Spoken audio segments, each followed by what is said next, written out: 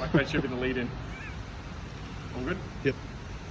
Okay, so we've got past the immediate finish line, and obviously the athlete services lead will be making sure that this role here, which is probably the second most important in this whole area, this guy's controlling the flow into our processing areas. So basically, there's a lot of people going that way, we'll direct traffic and density this way. What I'm doing is totally incorrect.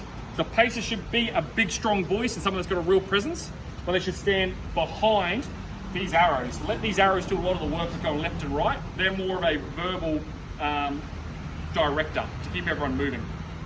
While I think of it, these red lines have nothing to do with the finish line. They're from a previous setup, so we don't need to lay out all these tape lines everywhere.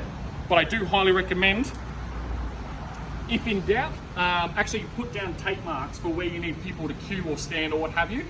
And also make sure on site,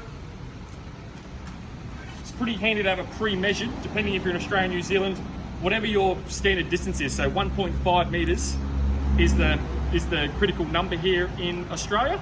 So we've got these pre-made rulers that we can quickly just figure out what that is when we're setting up infrastructure. So 2 handy tips there.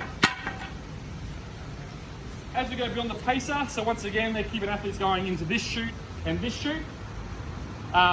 Because we've got the 2 chutes in the finish line for processing, we've only set up 1 today, but basically everything I'm going to show you over there is mirrored over on this side. Just we didn't have the space, or we didn't feel the need to set up both. But basically once you get pushed around, there'll be another hand sanitizer stand, so we'll hire those in. We decided to go with stands rather than attaching the hand sanitizer to the crowdie, because if I put this small bottle on a crowdie, it doesn't stand out, it can easily get lost.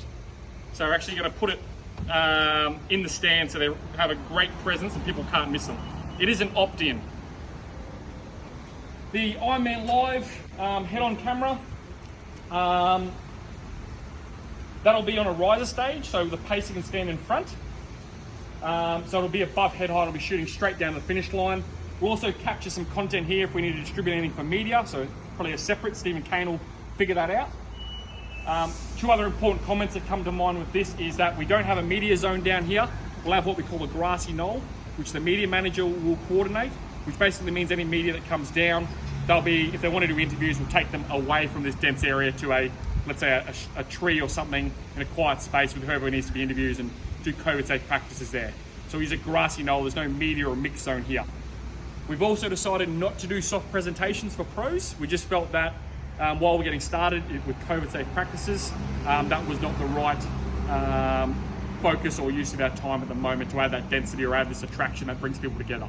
So we've eliminated that. Want to stop before I go on to the next one?